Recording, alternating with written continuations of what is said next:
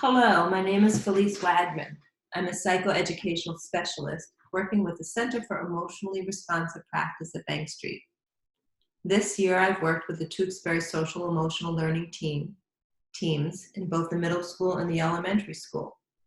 In middle school, we've been thinking about advisory and ways we can invite children's voices into the classroom and heightening the positive power of teacher-child relationships. At the elementary school, we've begun teddy bear work in a first grade classroom. Children have bears that they can use to voice their feelings as well as provide comfort when needed.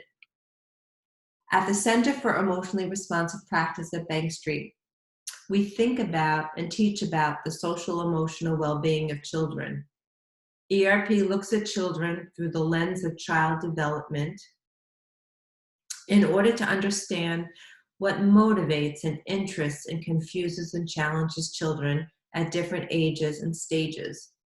We know that life experiences interact with developmental process, and we work to make school a place where all kinds of experiences can be shared through conversation, play, expressive arts, and literature. We know that connecting to others about feelings and experiences in childhood can help to prevent depression and other mental health issues in older adolescents. ERP offers similar support to teachers and caregivers. And now, more than ever, during this stressful time, adults need resources for support. It's hard to be empathic to children 24 hours a day when our routines are disrupted and our minds are preoccupied. In a few minutes, I have a PowerPoint presentation called Parenting During Stressful Times. But before I show that to you and share it with you, I wanted to offer space for you to think about how you're feeling. Some of you might be feeling okay, and some of you might be feeling worried or tired or anxious, stressed. You might be thinking about how do you protect your family and your elderly parents. You're thinking about finances or how to help your children with their online studies. It is normal to feel overwhelmed by feelings about around the coronavirus and the changes that it has brought to everyday life. And it's normal to want to protect and take care of children and your elderly parents. It's normal to worry about finances. It's normal to feel overwhelmed by online studies that your children are doing. We are all isolated to some degree, but not alone in feeling this way. Stress makes parenting more difficult, and it often makes children regress in behaviors and ways of coping. And you might be seeing that in your homes right now. We know during stressful times that our stress hormones, adrenaline and cortisol, are elevated, enhancing readiness to take action, but diminishing our ability to think deeply. Research shows that we can lower these hormonal levels when we offer our bodies and our minds self-care. If we're less stressed, we'll have more capacity to be present for our loved ones. So, what ways do you have to buffer stress, or do you like to do to buffer stress, I should say? Is it reading a book, going on a hike, some kind of exercise, lighting scented candles? Taking time for adult self-care is not only beneficial to you, but to your children as well. Your children watch everything you do.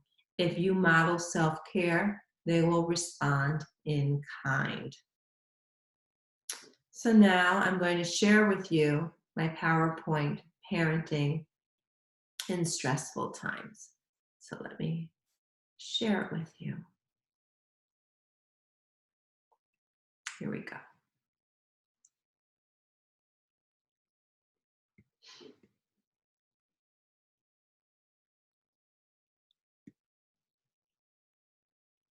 Parenting during stressful times, children's reactions to change brought by COVID-19 developmental factors.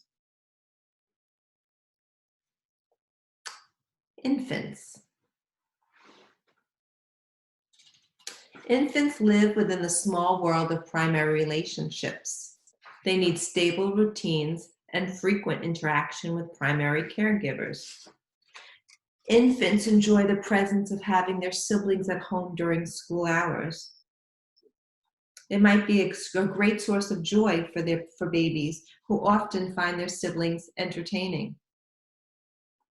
Infants can pick up on parental anxiety during anxious time, and they might express more distress and be harder to soothe when they pick up on the anxiety around them.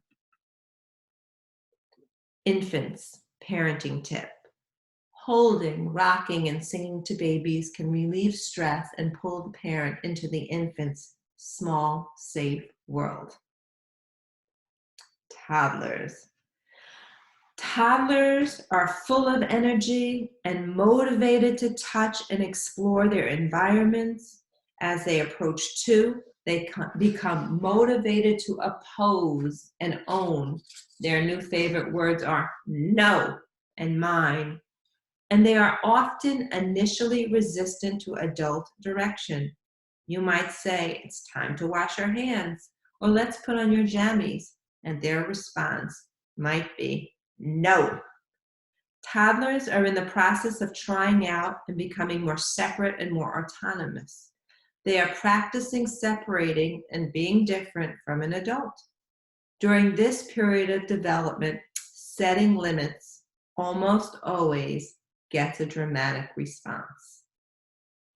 Toddlers, parenting tips. Toddlers may resist hand washing and other important measures that are necessary now.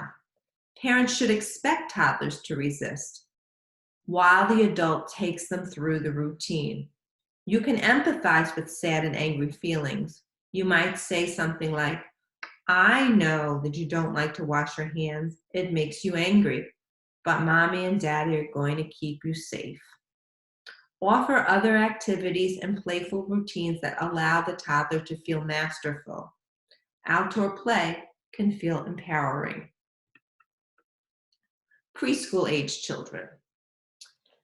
Preschool-age children are often sensitive to changes in routine and can lose their emotional equilibrium when there are major changes. They thrive when they know what to expect. 4- and 5-year-olds frequently feel competitive with parents who they perceive as very powerful. They may express this by always needing to win. So if you're playing a game at home, they want to win. They want to be the first in line or the first one at the car when you're going out. And in order to prove their strength, they identify with superheroes and other powerful figures. Those developmental issues may intensify when children are feeling anxious or in a state of disequilibrium. Preschool-age children parenting tips. When routines change abruptly, offer simple explanations about the changes.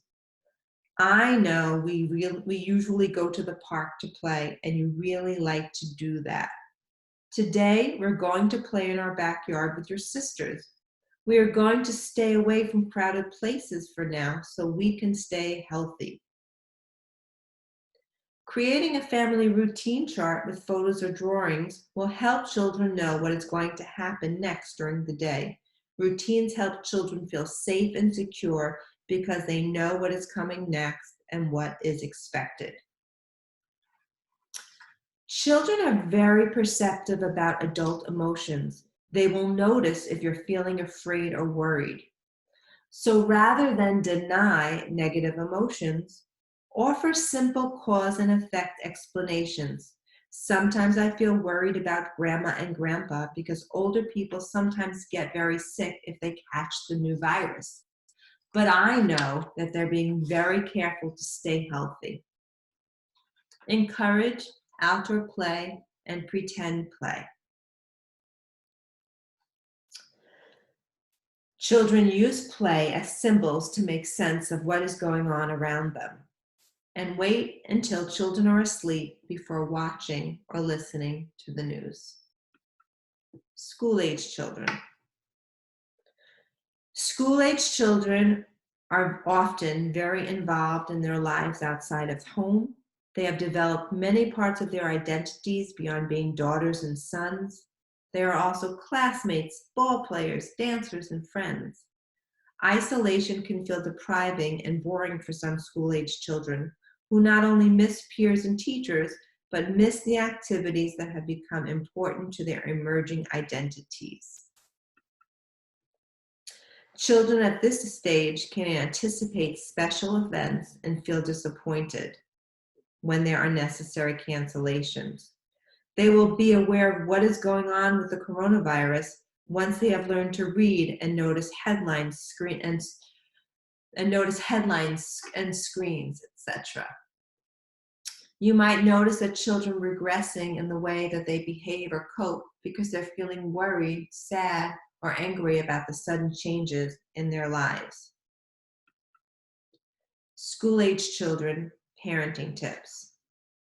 School-age children will need parents to help children interpret what they're hearing and seeing concerning the virus. Parents can ask if they are worried, have questions, etc. Children might worry that they will catch the virus. Help school-age children understand that they are helping to prevent the virus from spreading by staying close to home and washing hands, etc. Some more parenting tips for school-age children. Children who are feeling afraid, sad, or angry about the sudden changes in their lives may regress in the ways that they behave or cope. They may need more reassurance, support doing everyday routines, and empathic responses from adults. Here are some examples of what you might see. You might notice that children are wanting to come into bed with you in the middle of the night or wanting more snuggle time. They may ask for help with the simplest math problems that you know they've already mastered. It might be helpful to say things like, "It looks like you need more cuddle time with me tonight. Let's pick some extra stories to read in bed before it's time to sleep." Or, "It looks like you're needing some help with that math problem today. Or maybe you would like me to sit here with you while you do it. I remember that it was super easy for you to do it a couple of days ago, but I will sit with you and I'll watch you do it."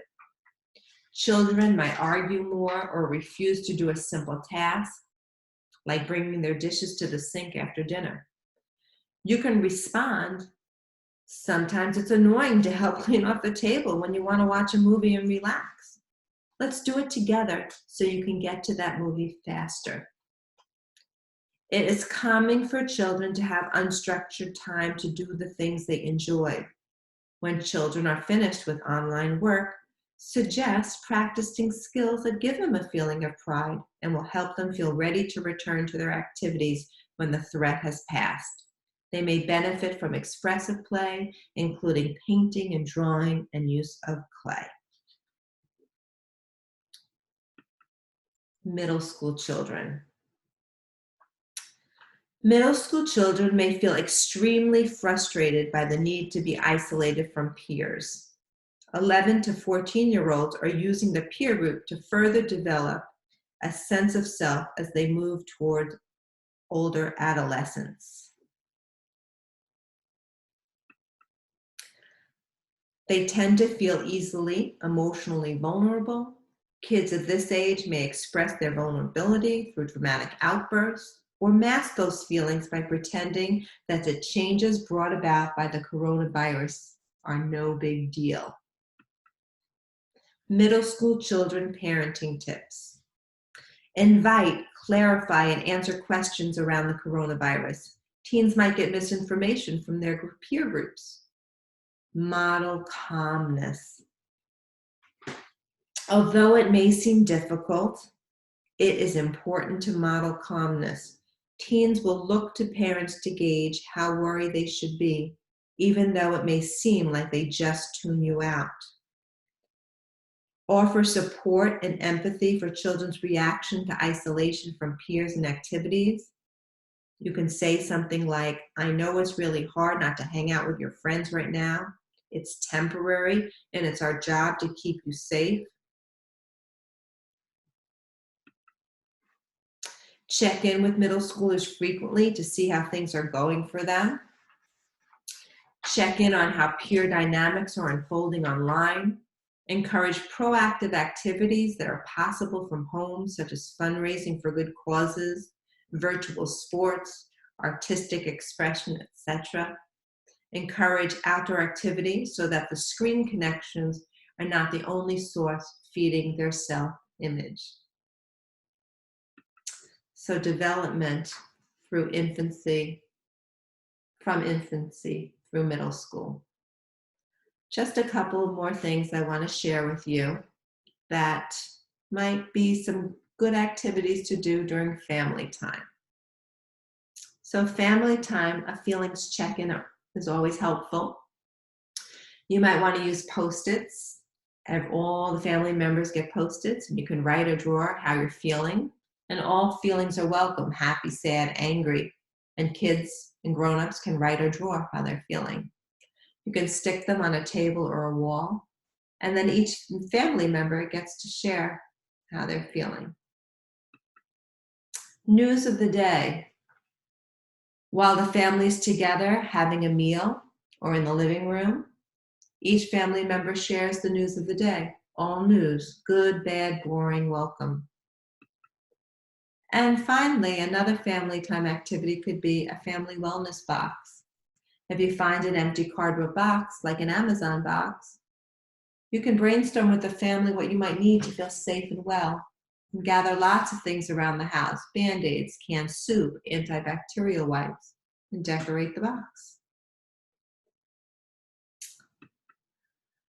Finally, families, friends, parents, caregivers, I wanted to share with you something that my colleague sent to me, and I hope this offers you peace. Dear parents, you're doing great. There are no rules around how to exist best during a pandemic. Don't stress about screen time. Don't guilt yourself over their snack choices. Don't get overwhelmed with missed lesson plans and unmotivated little ones. This is a national emergency, not an added opportunity to push productivity and expect normalcy in any way. This is not normal. Lean into whatever feels best for your family, whatever makes sense for your children, whatever allows you the mental and emotional space to be okay for the next few weeks or months.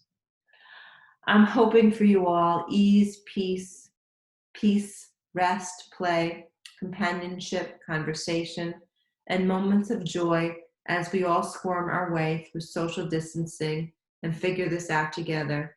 And you're doing great. I hope this ERP time together has offered your families comfort in these stressful times. If you would like to reach out to me, my email address is fwagman@bankstreet.edu. Take good care, peace, and health always. Thank you for listening.